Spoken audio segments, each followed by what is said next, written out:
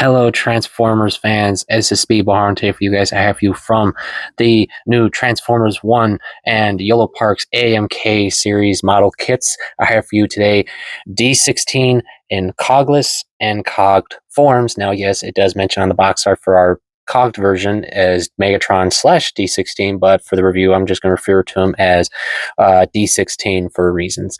Now, of course, quick note, if you have not seen the movie yet, do not worry. I am not doing any spoilers at all. I'm just focusing on what you see in front of me.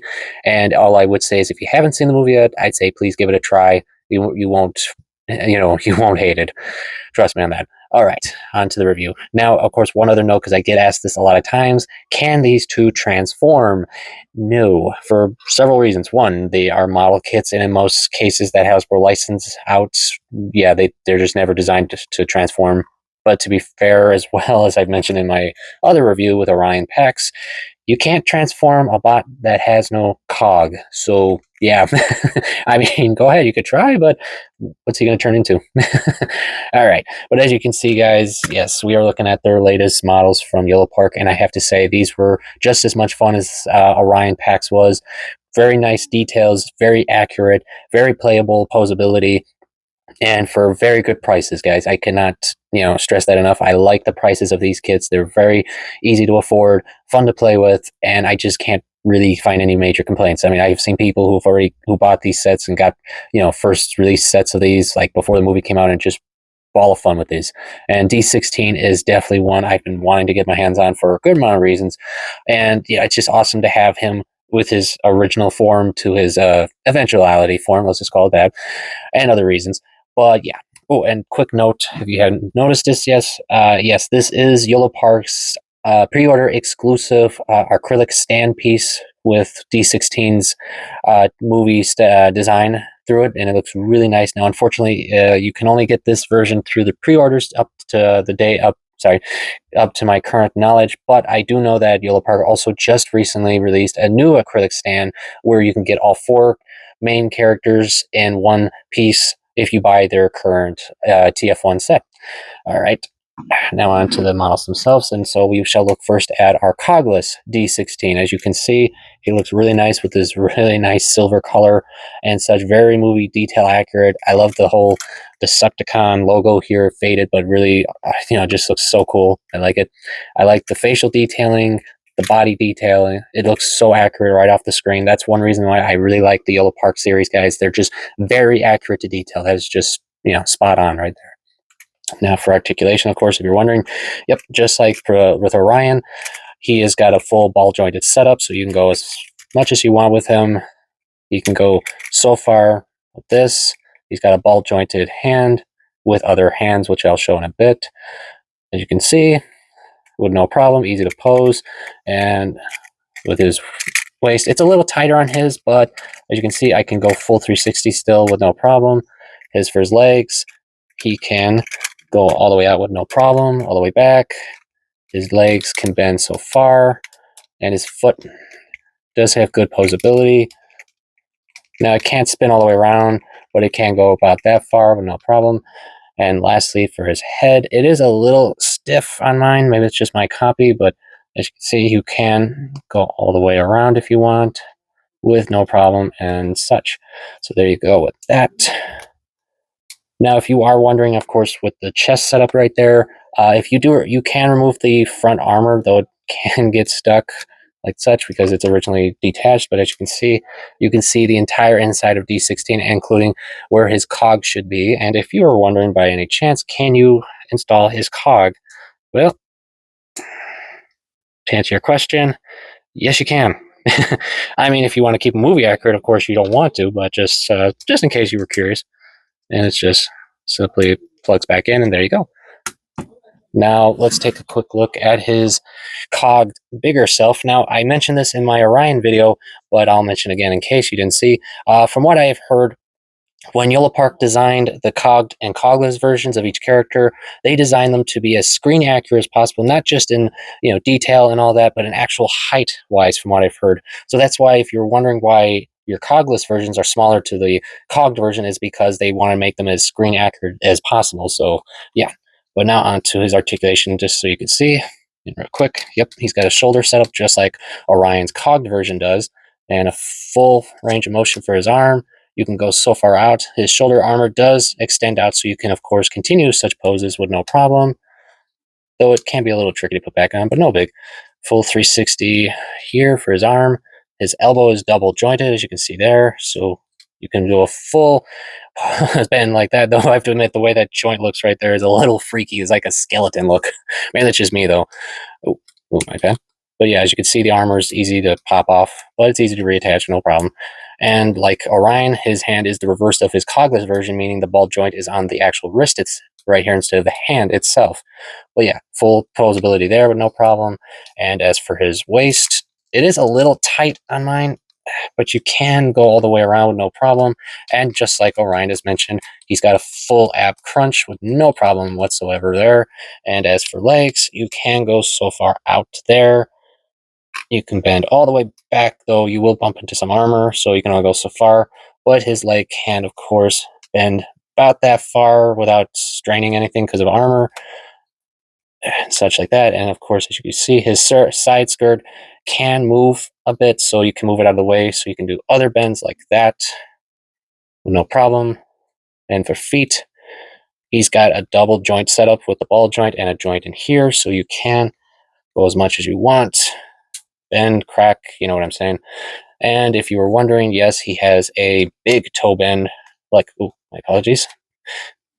But as you can see, yes, you can do a full toe bend just like before with Orion and such like that. And as for his head, it does have some good articulation. So yes, you can say yes all you want, D-16. You can turn him all the way around, bend him to look all the way down at you as he kicks your butt. Well, yes, though, do note, I don't know if this is honestly just my copy, but I've noticed with the helmet, it can come off pretty easily. But I'm thinking maybe that's just my copy, because I don't know, I haven't seen anyone mention this before about theirs. Well, yeah, that is one thing to note. So it's nothing big, just happened to be something I've noticed. And just like with Orion's cog version, you can remove his chest armor. And yes, there is his cog chamber again, with a nice set of detailing on the inside and easy to put back on. Though mine does feel a little loose, so just a heads up. And lastly, if you're wondering, yes, of course, he can pull off his very Megatron-like cannon pose with his epic weapon here. Now, if you are curious, what about if you've seen the movie by chance, you'll of course know, or by any of the toys, you'll wonder, what about the certain other barrel cannon he has? Well, I have some good news for you guys, because real quick, if you were wondering, why does this version doesn't have certain details on them or certain eye features? Well, that's because, as I once again mentioned in my Orion review, but so you see it, this is, of course, the size chart of your four variants of the AMK units. And of course, as I said, they've definitely grown in size. But the most notable thing to notice is this portion right here, because this is the final forms for the TF1 units, of course, Orion and Megatron. And of course, this is in their Pro Series, which I have seen prototypes of as of late, which look really awesome. Can't wait to check out. And yes, these look so cool. I can't wait. Ooh, they're going to be so fun to have set up on a display with their full lineup. So yes. So yes, that is pretty much it with all that part, guys. But real quick now, let's show off the accessories, starting with our cogless D-16. He, just like his other all of his friends, all come with a line of hand accessories. Most of them just simple ones of open hands. He's got a double pointing hand, so I guess if he wants to, point or poke someone, he can do so, just for fun. And as you can see, he does have fist hands, which I believe can hold something, but we don't actually have any accessories to hold, so there's that. And as I showed you before, he does come with a cog, which look awesome. I do like it. I can't wait to see someone somehow modify this or repaint it to make it glow or something, because I'm sure someone has, but still looks awesome. And lastly, for our cogless friend, he comes with his very a certain accessory that Orion Pax gives him. If you've seen the trailers, you'll know what I'm talking about. But if not, and yes, just like before, you can remove his armor here, so you can, of course, attach his backpack so he can, let's just say, go racing or something, whatever, like that. But it is a nice accessory to have, and it's just really cool to have, for flying and all that. And it's just easy to reattach with no problems whatsoever, and there you go. Easy and simple and fun to have. And as for our big D-16, he pretty much just comes with hands. That's it. As you can see, that's it. And most of them are just open. They're all just open hands, except for the two he's using, which are just closed fists and such. Now, of course, if you're wondering if he comes with any weapon accessories, well, I don't think that's a worry because he is literally built with weapons, so to speak. Though he does have this really nice back armor here that looks just like his backpack I just showed you guys. But it's really nice to see it. It's awesome. I do like it, and so forth. So yeah, that's pretty much it there, guys. That's it. Now, of course, before I do my final thoughts, let's do some size comparisons really quick. So let's start off with our cogless D-16 with a certain buddy of his. As you can see, as you can see, D-16 and Orion packs are close to the size of each other, but D is just a wee bit taller. So yes, but it's really nice to have these two together. It's awesome because, of course, and of course, if you were curious, yep, they pull off the punch pose with no problem because they're bros. Am I right, guys? They're brobots. They are brobots.